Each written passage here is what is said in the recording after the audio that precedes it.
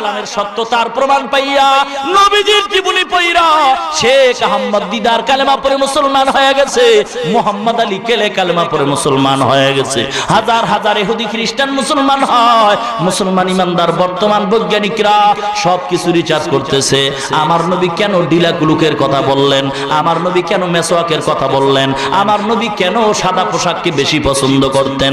বৈজ্ঞানিকরা রিসার্চ কইরা দেখে নবীজির প্রত্যেকটা আদেশ হলো মানুষের কল্যাণের জন্য।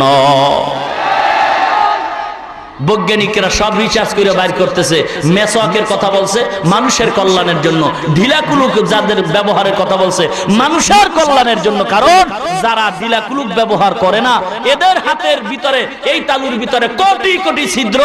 বৈজ্ঞানিকরা রিসার্চ করে বের করছে যেই লোকটা ঢিলাকুলুক ব্যবহার করবে না, এই লোকটা যদি সাবান দিয়েও হাতটা ধোয়, ময়লা হাতের তালু দিয়া ছিদ্র দিয়ে ঢুকে ওই মহিলা ঘরে যাইয়া যদি মশলা পিষে তখন ঘামায় হাত, হাতের তালু ঘামলে ময়লাগুলি বের হয়। এ পুরুষ, যেই স্ত্রী, যেই কাজের মেয়েটা ঢিলাকুলুক ব্যবহার করে না, বৈজ্ঞানিকদের থিওরি মতে এই ঢিলাকুলুক ছাড়া এর হাতের মশলা রান্না খাওয়া মানে পায়খানা খাওয়ার সমান।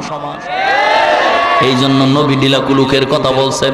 বৈজ্ঞানিকরা কয় পয়গম্বর মানুষের কল্যাণের জন্যই কথা বলছেন। এ ইমানদারেরা, আল্লাহ পাক রব্বুল আলামিন এত নিয়ামত দান করছে। ও যুবক ভাই, আজকে যুবক আল্লাহ তোমারে বানাইছেন, আমার নবী যুবকদের জন্য সুন্দর বাণী শোনায় গেছে। এ যুবক ভাই গো, আজকে তুমি আল্লাহর মহব্বত অন্তরে ঢুকাইতে পারলা না। যদি বলি দাড়ি রাখছো না কেন, কয় চাকরি পাওয়া যাবে না। এ যুবক, আমি আপনাদের বিবেকের কাছে প্রশ্ন রাইখা যাই, মোবাইলে বয়ানটা রেকর্ড কইরা বালিশের সাথে লাগায় শুই নেন।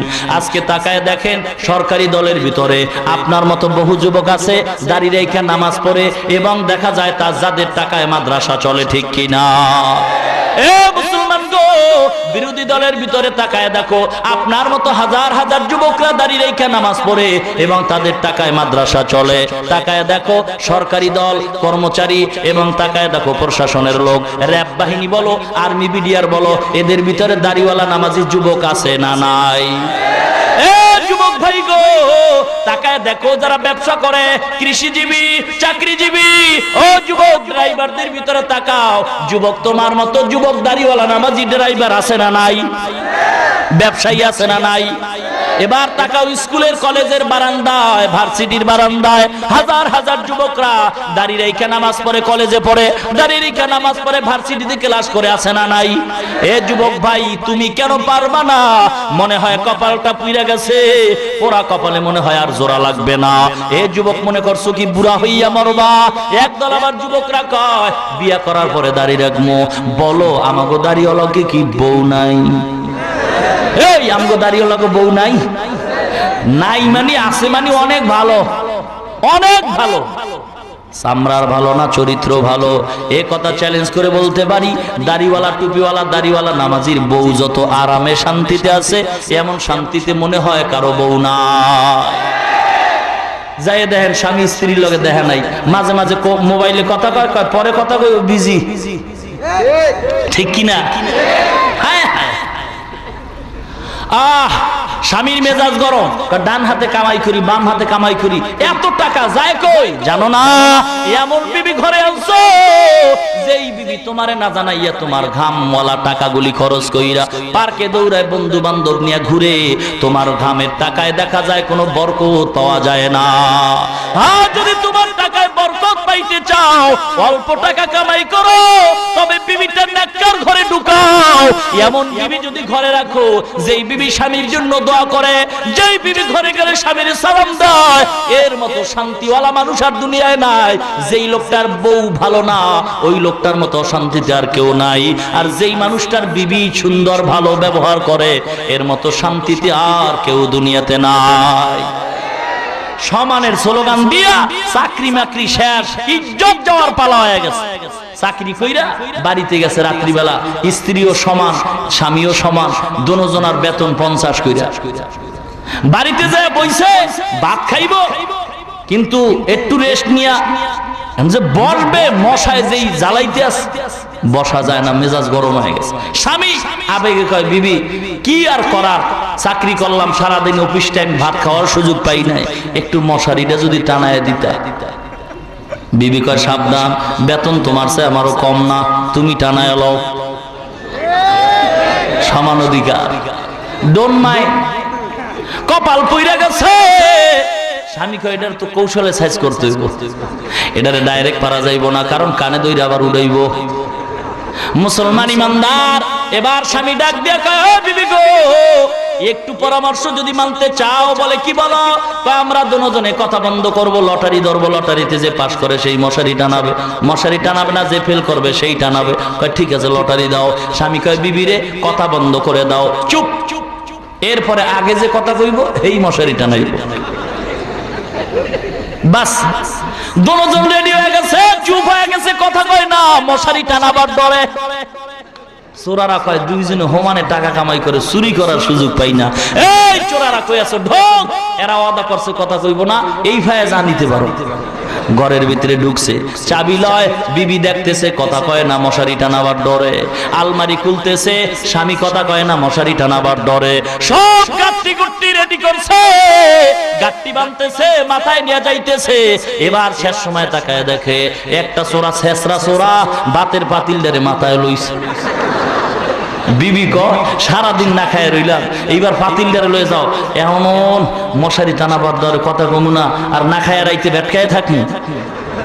আর এক চোরায় যখন তরকারির পাতিল লইছে, বিবি কয় লটারির গুল্লি বাড়ি, ধমক দিয়ে কয় চোরা রে, ভাতের পাতিল নিস না, সাবধান। স্বামী কয় মশারি টানা।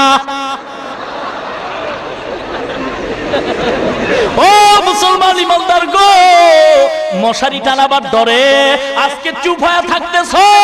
এ টুপি মাথায় দিলাম, আলেম হইলাম, জেলখানায় যাওয়ার ডরে হক কথা বলবো না, মার খাওয়ার ডরে কোরআনের কথা বলবো না। আর এই ফাঁকে ইহুদি খ্রিস্টানেরা, ওর দালালেরা আমার কোরআনের বিরুদ্ধে কথা বলবে, চুপ করে থাকবো মার খাওয়ার ডরে। নবীর সন্ত্রাস বলে গালি দিবে, চুপ করে থাকবো মার খাওয়ার ডরে। তা কখনো মুসলমানের কাম্য হতে পারে না। ও মুসলমান গো, এই জন্য সাবধান হয়ে যাও, মশারি টানাবার ডরে কথা বন্ধ হয়ে যাবে আর ঘরের মাল চুরি হয়ে যাবে। এটা কোনো পোকা ছাড়া কার স্লোগান হতে পারে না। আজকে মুসলমান ইমানদার কোরআন পড়লাম, হাদিস পড়লাম, মাদ্রাসায় পড়লাম, আল্লাহ মুসলমান বানাইছে। আজকে আমাদের নাকের ডাগায় ইহুদির বাচ্চারা মাস্তানি করবে, আমাদের মাথার উপরে পাও রাইখা ইহুদির বাচ্চারা মাস্তানি করবে। এটা কখনো এক বিন্দু রক্ত থাকতে সুযোগ দেওয়া হবে না।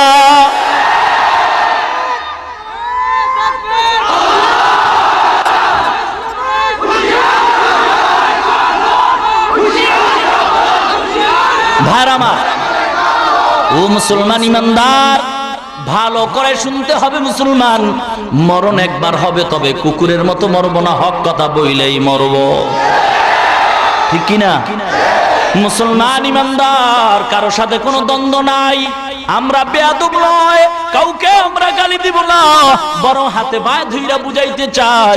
ও যুবক ভাই গো, পায়ে হাত দিয়া বলি, মনে করছো কি বুড়া হইয়া মরবা? এই নিশ্চয়তা যদি থাকতো তাহলে তোমাদের আদরের সন্তান এই দেশের নায়ক সালমান শাহ জুয়ান হইয়া মরতো না।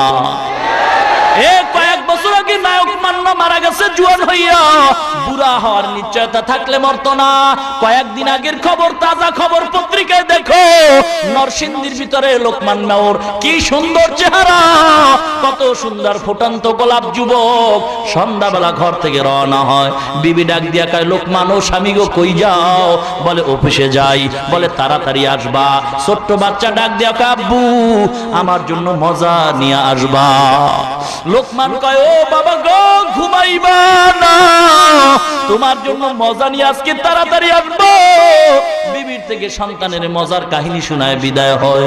1 ঘন্টা পরে বিবির মোবাইলে রিং হয়, বিবি মোবাইলটা কানের সাথে লাগায়, শুনতেছে কান্নার আওয়াজ। কে যেন ডেকে বলে ও লোকমানের বিবি রে, তোর স্বামী লোকমান আর দুনিয়াতে নাই। এ যুবক একটু কি ভয় হয় না? কত যুবক বাসের তলে পড়ে মারা যায়, কত যুবক গাড়ি অ্যাক্সিডেন্ট হয়ে পড়ে মারা যায়, হুন্ডা অ্যাক্সিডেন্ট হয়ে মারা যায়, পানির তলে পড়ে মারা যায়, ঘুমের ঘরে মারা যায়। মরবা কোন দিন জানা নাই। অনুরোধ করতেছি, পায়ে হাত দিয়ে বলতেছি রে যুবক, এ দাড়িটা রাইখা দাও, নবীরে কষ্ট দিও না। দাড়ি কামাইলে আমার নবী কষ্ট পায়। বৈজ্ঞানিকরা বলে 3টা মুসিবত আসে, বৈজ্ঞানিকদের কথা। টুপিওয়ালা কথা তো মাঝে মাঝে বিশ্বাস হয় না। এবার বৈজ্ঞানিকরা কি বলে শোনো, বৈজ্ঞানিকরা বলে দাড়ির উপরে অস্ত্র লাগাইলে চোখের পাওয়ার কমে, 2 নম্বরে যৌবনের শক্তি কমে।